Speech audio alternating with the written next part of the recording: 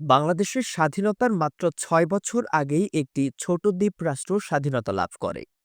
আয়তনে বাংলাদেশের প্রায় ২০১ ভাগের ১ ভাগ হলেও অর্থনৈতিক অগ্রগতিতে সিঙ্গাপুর বহু আগেই বাংলাদেশকে ছাড়িয়ে গেছে। এই উন্নয়নের পেছনে সবচেয়ে বড় ভূমিকা রেখেছে পরিকল্পিত নগরায়ন এবং একটি শক্তিশালী অর্থনৈতিক হাব গড়ে তোলার দূরদর্শী পরিকল্পনা।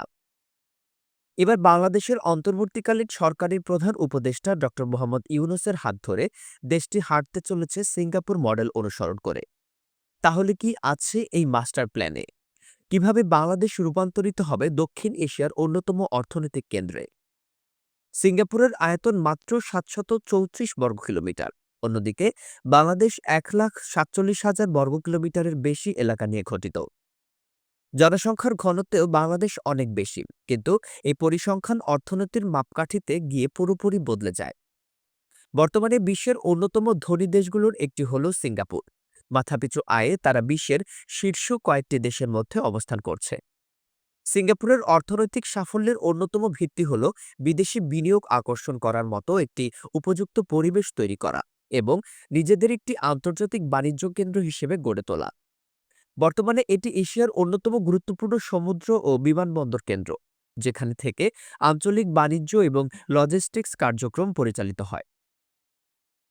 ডক্টর ইউনূস মনে করেন, বাংলাদেশের ভৌগোলিক অবস্থানও সিঙ্গাপুরের মতোই অনন্য।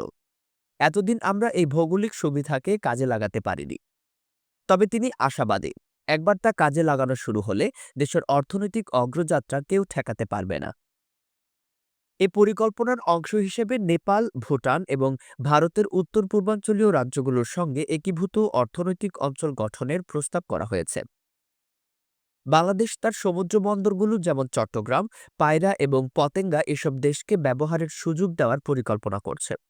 এর বিপরীতে হিমালয় থেকে আসতে পারে জলবিদ্যুৎ, যা বাংলাদেশের বিদ্যুৎ চাহিদার অনেকাংশেই পূরণ করতে সক্ষম হবে।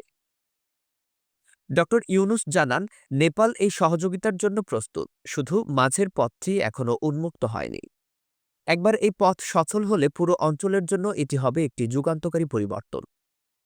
শুধু ভৌগোলিক নয়, বাংলাদেশ এখন প্রযুক্তি নির্ভর অর্থনৈতিক হাব গঠনের দিকেও অগ্রসর হচ্ছে।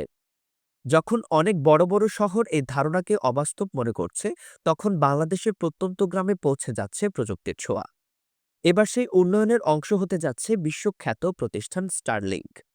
ইলন মাস্কের স্টারলিংকের সহযোগিতায় বাংলাদেশের প্রত্যন্ত অঞ্চলে উচ্চগতির স্যাটেলাইট ইন্টারনেট পৌঁছানোর উদ্যোগ নেওয়া হয়েছে।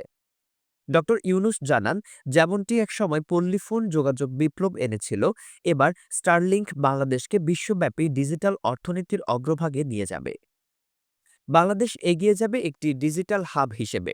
সেভেন সিস্টার্স, নেপাল, ভুটান এবং মিয়ানমারকে সঙ্গে নিয়ে গড়ে উঠবে দক্ষিণ এশিয়ার একটি ডিজিটাল সুপার পাওয়ার।